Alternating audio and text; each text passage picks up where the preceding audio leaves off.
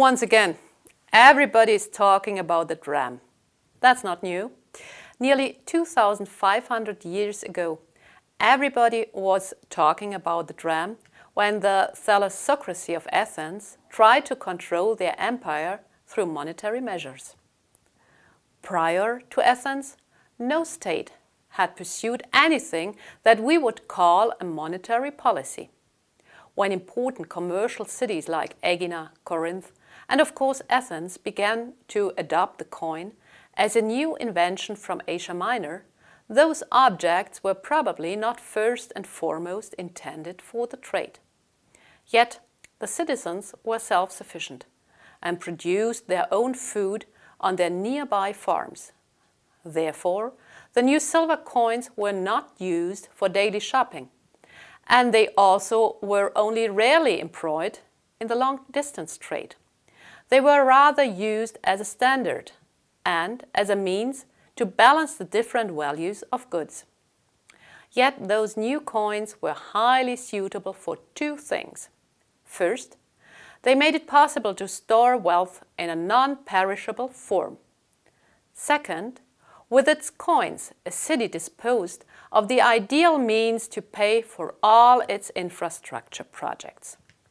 Thus, in 483 BC, Athens had all the revenues obtained from the rent of a newly found silver mine in Laurion minted into tetradrachms to pay for the building of 200 triremes. 200 triremes that were to make Athens the leading naval power in the Greek world as a result of the Battle of Salamis only a few years later.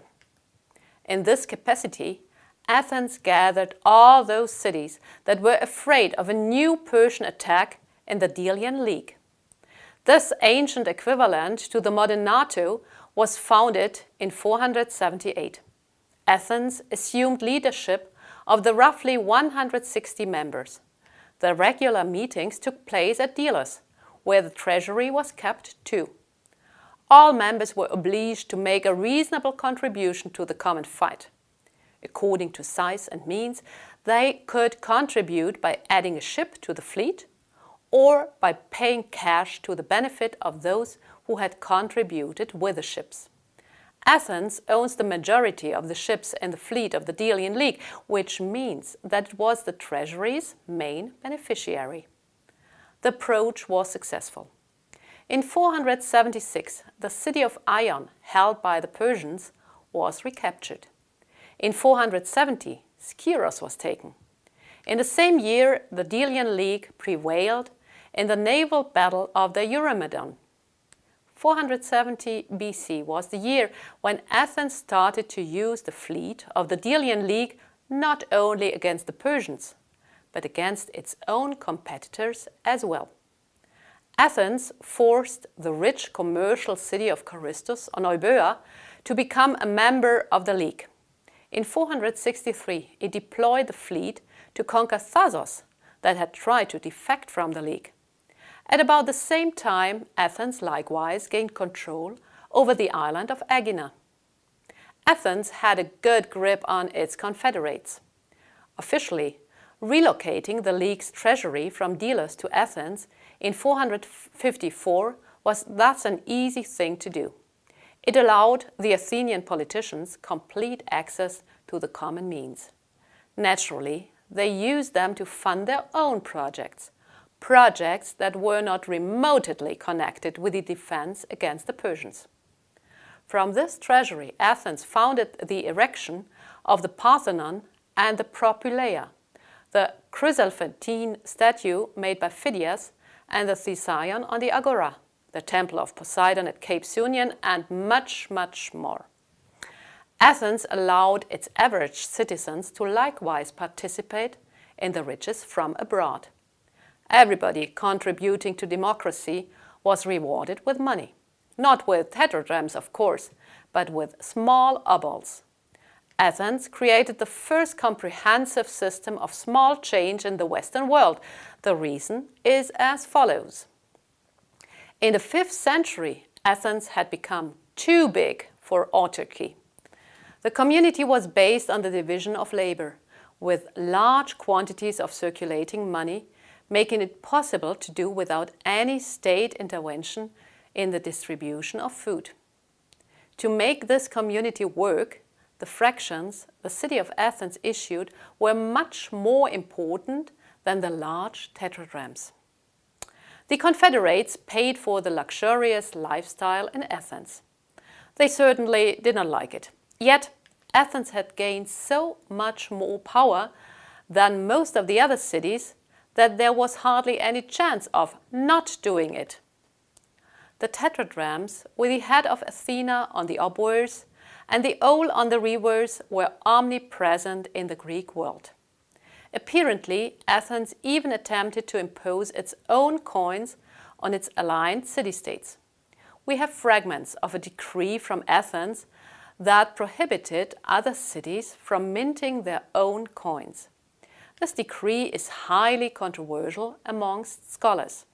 The crucial line reads, "If anyone coins silver money in the cities and does not use Athenian coins or measures or weights, but foreign coins and measures and weights, I will vote the penalty and punishment in accordance with the previous decree moved by Klearchos." Does this mean that the cities were only allowed to mint coins in the same weight as the ones from Athens? Were there any exceptions?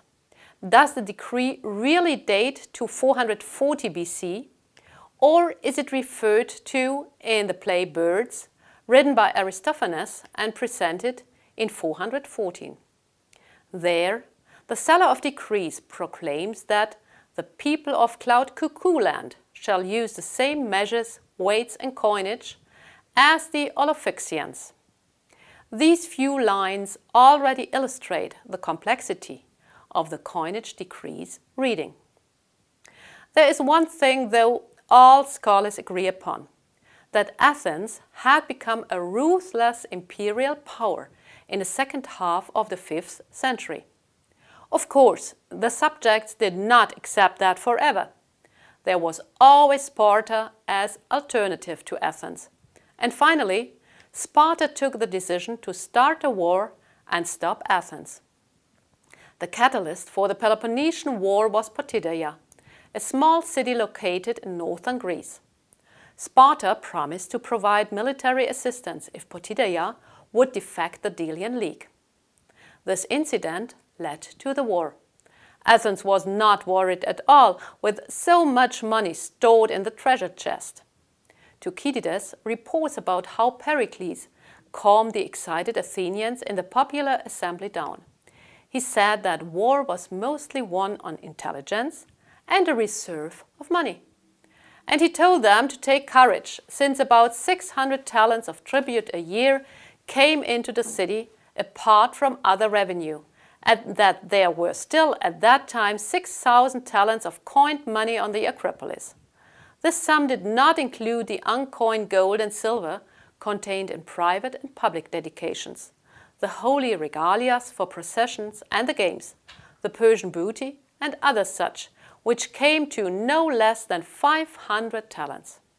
Moreover, the possessions from other temples added not a little, that they might use, and if they were forced to do it, they could avail themselves of the gold of the goddess herself.